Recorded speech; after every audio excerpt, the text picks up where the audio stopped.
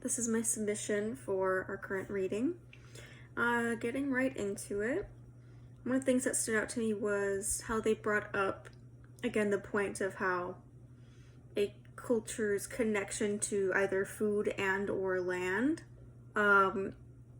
is really a marker of success or failure, of how they are able to be sustainable with the land. So to expand a little bit more, they gave the example of Jamon Iberico kind of was described as mythical in the imagination of the Spaniard, and so that in itself served as a tool of like reverence for the Dehesa, like the land where it came from, and that made things like laws, how we read in the kind of like some past reading, laws where if you take a branch or from one of the trees that produces the food for the pigs and etc., you would have to pay a price. Like there was reverence for the land. They saw it as a system. So like definitely made me pause there because it keeps on being brought up. It keeps on becoming clear to me as I keep on hearing it. The next point was actually about the interview the author had on, it seemed like a talk show that was with the host and another person who was a proponent of large agribusiness. And during that interview, the author described feeling like he lost the argument of like being in more favor of smaller agriculture versus the other guy with big agribusiness, when the other guy made the argument that feeding everyone would be impossible with small farms only. And so, let's see. I think from even our own reading with articles, with the book, we see the flaws in that argument a little quicker than the average person might. And things like overproduction, things like how much food waste we have,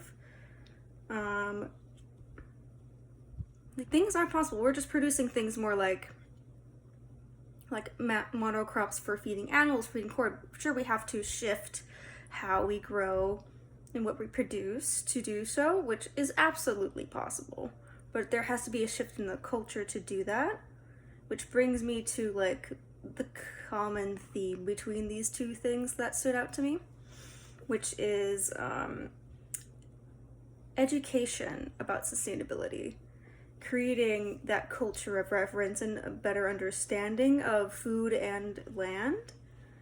And I think that is absolutely crucial and key to becoming much more successful. Let me see.